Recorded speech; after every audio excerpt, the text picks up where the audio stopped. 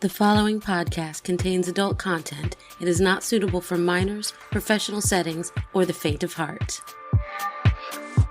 The stories you're about to hear are recorded live at Petra's in the historic Plaza Midwood, Charlotte, North Carolina. FOREPLAY Goes South is open mic storytelling. Hosted monthly by Metanoia, attendees share their intimate, sultry, salacious tales. Hey everyone, it's April and I'm back to bring you some more stories. So the past couple months have been a bit of a whirlwind between travel and then makeup work, and I have been remiss for sure in publishing the podcast. So I'm here to bring you a full podcast episode and to also let you know that there'll be a little bit of a change up in the format of the podcast moving forward. So some of you may remember that during National Storytelling Week, I published a single story each day. And I've heard back from many of my listeners who said that they really, really enjoyed that format as well. So moving forward, you can anticipate some single story shorts interspersed in between the regularly scheduled monthly podcast. I look forward to sharing more stories with everyone. So up first in this episode, we've got Mags on stage and all eyes are on her.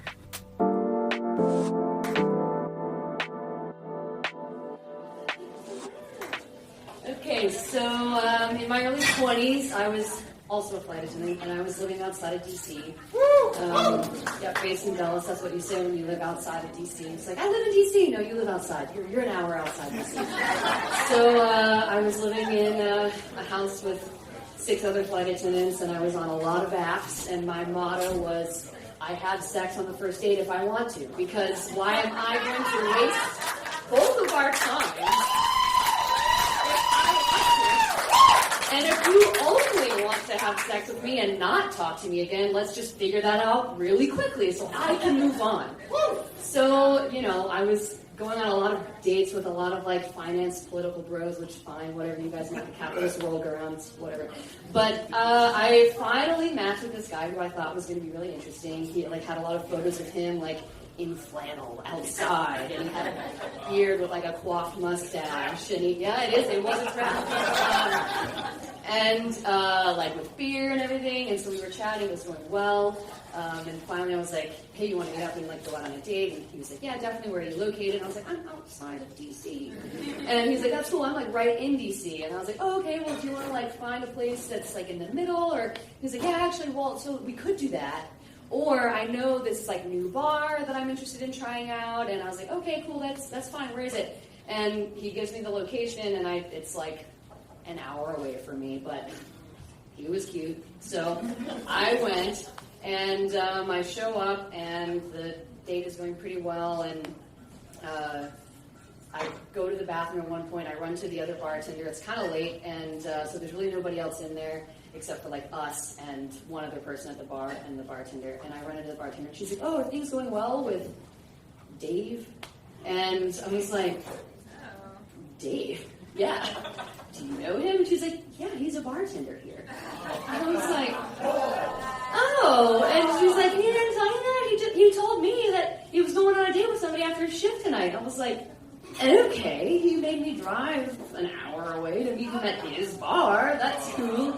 But so I go back and I sit down, I'm like, so you work here, huh? And he's like, oh, well, so the other place that I was going to suggest, they were closed early, and I just picked up this shift last night. And I was like, yeah, you're a liar. You're a liar. But again, he was cute. So I let it fly, and it was still, we brushed past that. We're chatting. It's still going well. Do you want to come back to my place? My motto, if I want to do it, I'm going to do it. So I said yes. We go out to the parking lot. He's like, oh, well, I walked here. So could you drive? I'm like, you walked here? How close are you? He was 2 blocks away. I drove an hour, and he lived 2 blocks away. So, again, just going with it still. And I show up, and he's like, oh, just, when we go in, it's late, it's I don't know, we closed out the bar. It was probably 1 or so, midnight or 1 in the morning. He said, we just had to be kind of quiet, so wake up my folks in the house, and I was like, yeah, your folks, yeah, your people. What folks? And we go in, and tiptoeing down these stairs into the basement. Alien with his parents. But at this time, I had understood that rent in DC was extremely high, and I knew several people who lived in basements, not in basements of their parents' homes, but in basements. This is very common. Basements in DC go for like $1,800 a month, and you don't even have a window. So I was like, okay, he's got a fireplace, that's nice. He's like, I'll start us a fire. So he's, again, this man had pictures of him in the woods. So I'm like, oh, this is hot. He's a woodsy guy. And so he's like, trying to start this fire. And he can't get the fucking fire started. Now I'm like, I'm getting bored. And you can't even start a fire. And you're supposed to be like the guy that likes hiking. And I'm like, why don't I start this fucking fire, you little limp dick, and then you can get us a drink. And so he is like, I'm like, bring the wine here and open it in front of me, and I'll start the fire. So he brings the open bottle of wine as I've started the fire, so I don't see it open. I'm like, hey, like, no offense. I need to see it open in front of me, safety. And he's like, oh yeah, totally, understand, yeah, no problem. Keep working on that fire. And so I'm working on the fire, and I start it pretty quickly, and he comes back with 2 open beers. Again, I'm like, sir, what part of this do you not understand? So I'm like, I'm like, cool, this is so good.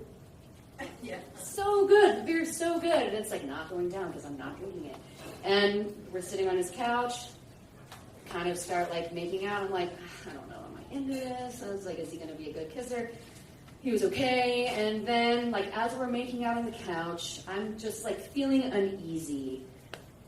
And I'm tallying it up in my head, like, dragged me out here, right next to his house, lives in the basement of his parents' house, can't start a fire, is opening drinks without me seeing them, all these things, that you kind of want to brush past when you want to get laid. But now I'm just like here, I'm like the kissing's not that good. And I'm just going through it, like, it's not that good. And then, like, as I'm thinking this, I kind of, like, open my eyes, and the kissing's bad when you, like, happen to open your eyes and you're just, like, looking around, like, and I go, see what he does for decor in here. And right at that moment, my eyes lock with several sets of eyes. And on a shelf in his basement, which is sparsely furnished, are, like, 6 marionette dolls.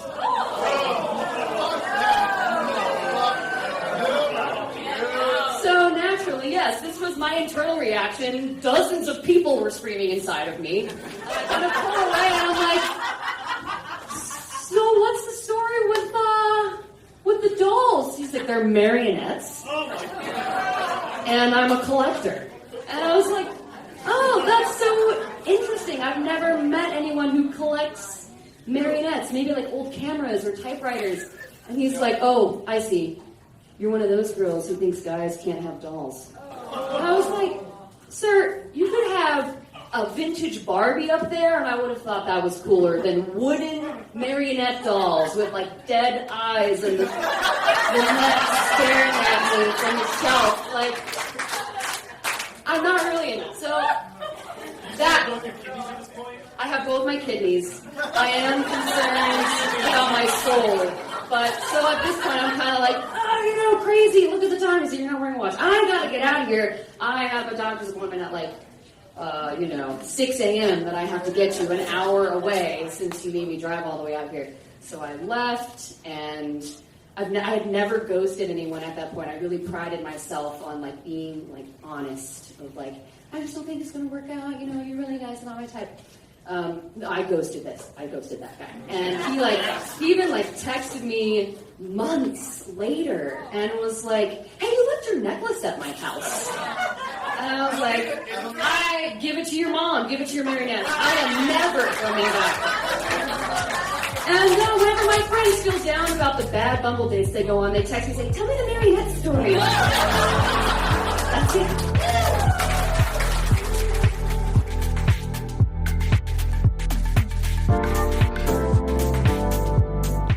In our next story, Shay is digging herself a very thuddy hole.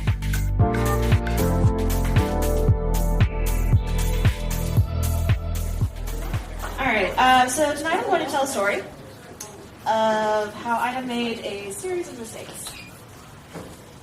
regarding one of my partner's birthday presents. So I have a weighted foam bat that I really love. I'm really into bloody shit. And he goes, I could use something like that. I'm like, yeah, absolutely. So I go, okay, let's not get that exactly. Let's get that adjacent. So, we have different kits and stuff like that. Great idea. Not a great idea. Buying your toys on Etsy in the evening time and when it's not super.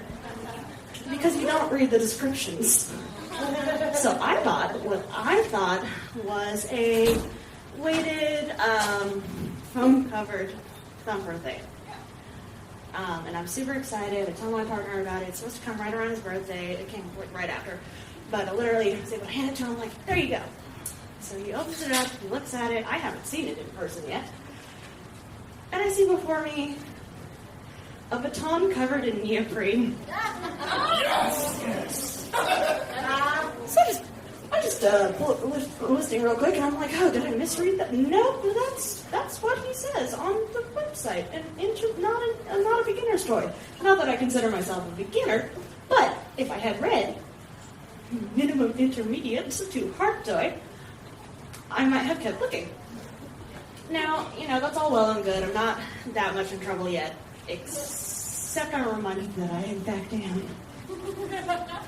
So we talk about, oh shit, this is like way nastier looking than I even thought it was going to be. But yeah, we can work with this. It's going to be fun. And he goes, you still have a punishment that we haven't gotten to. Fuck. I'm like, oh, we do? I'd forgotten about that.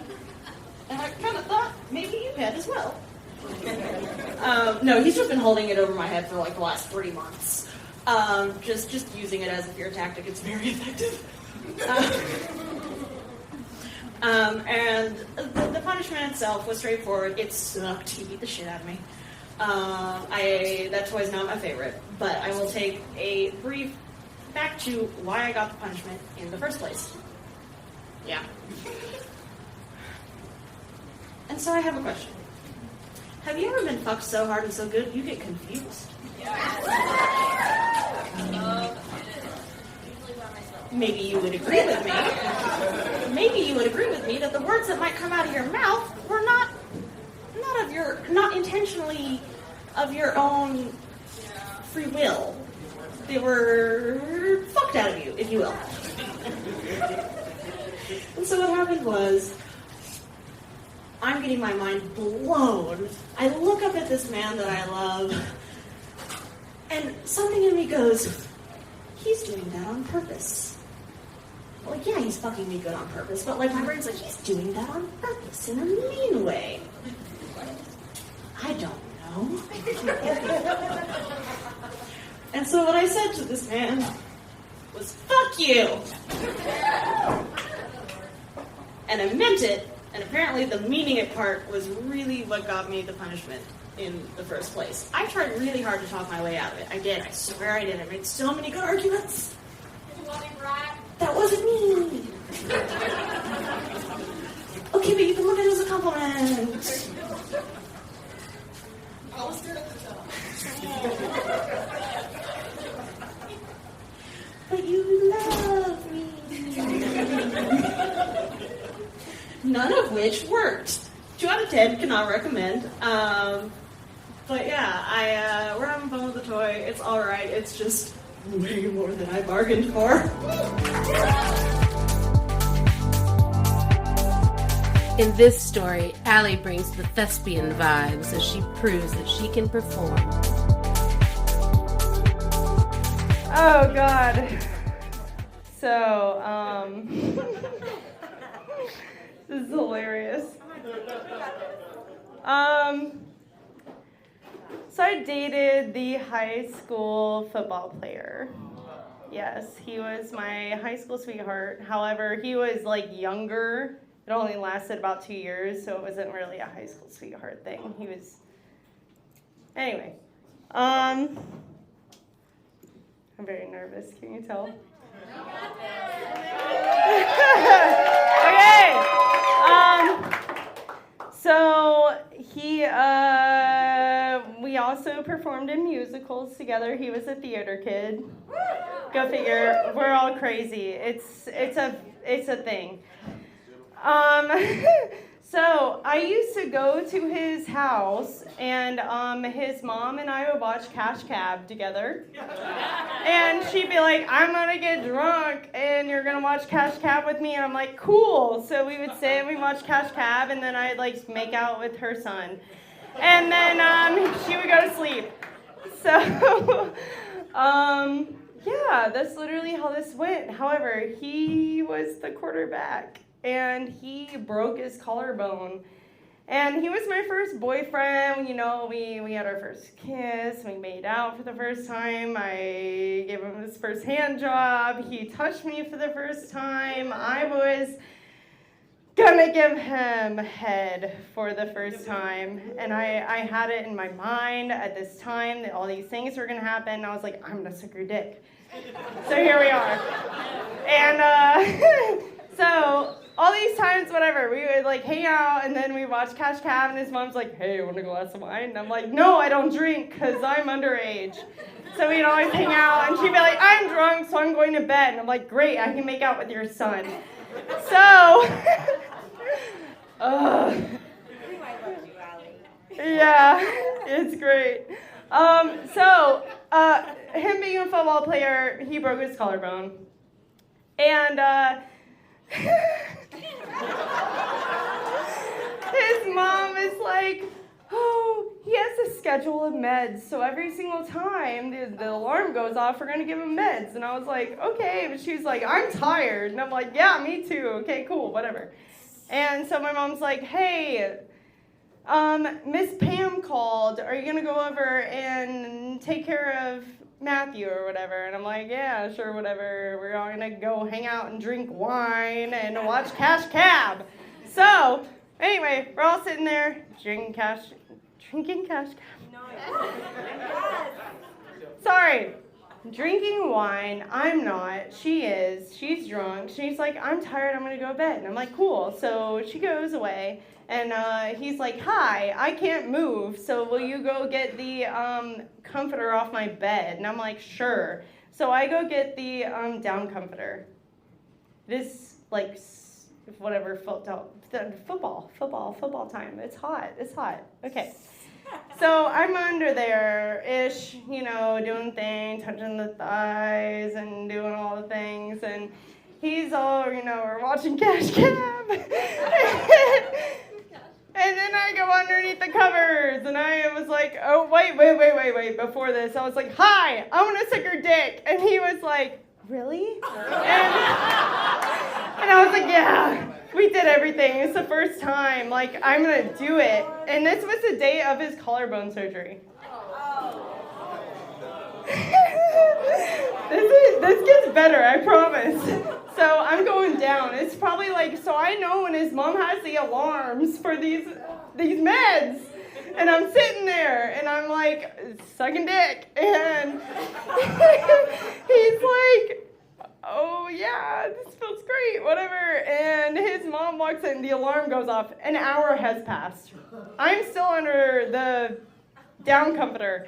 And then so she just walks out, and the alarm goes off, and I'm like, I got it, Miss Pam. He had his meds. She walks in, she goes, where's Aly? And I'm like, hi. I pop out, and she's like, oh, you kids have fun. And he walks back and goes to sleep, and I'm like, thank God she's drunk. So anyway, so I keep going, and I'm like, oh my God, like, is there an ending point to this? Like, am I okay? Am I doing a bad job? Like, I'm like dripping sweat at this point, and I'm like, all right, hour and a half is passing. Like, my jaw is hurting. Like, I'm like, wow, I'm a fucking professional at this. Jesus fucking Christ. And yeah, we used to go to church camp. That was fun. And yeah. So I literally am like, is this okay? And he goes, oh. And I mentioned, right, that we used to do performance musicals, and he was like doing the whole like, I am the quarterback thing. Yeah, he goes, oh my God. I said, what? He goes, They said I wouldn't be able to perform, and I thought that meant musicals. And I was like, what? So he's like, I'll finish myself, and I was like, I've worked this hard. I don't know where to go. So we're like hitting that 2-hour point, and I'm just like, ah! So this was our first time. Like, it was my first blowjob. It was his first time receiving it. I was like, I don't know what I'm doing wrong. Anyway, whatever. He finishes himself. And then, like, after his, recovery or whatever, and then we're like, hi, should we suck dick again? And he's like, yeah. And I'm like, okay. And it was a 2-pump chump, and I went down, and he was like, oh, God, I'm coming. And I was like, I was okay. I did a good job. So that's it.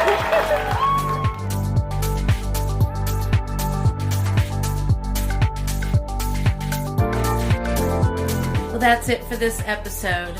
Make sure to keep an ear out for more single story shorts being published soon. And don't forget to catch our next live event at Petra's on April 18th. This episode of FOREPLAY Goes South podcast was recorded and produced by event host and podcast creator Metanoia. These stories are recorded live every third Tuesday of the month at Petra's in Charlotte, North Carolina. For more information about FOREPLAY Goes South, follow us at FOREPLAY GS on Facebook, FetLife, Instagram, and Twitter.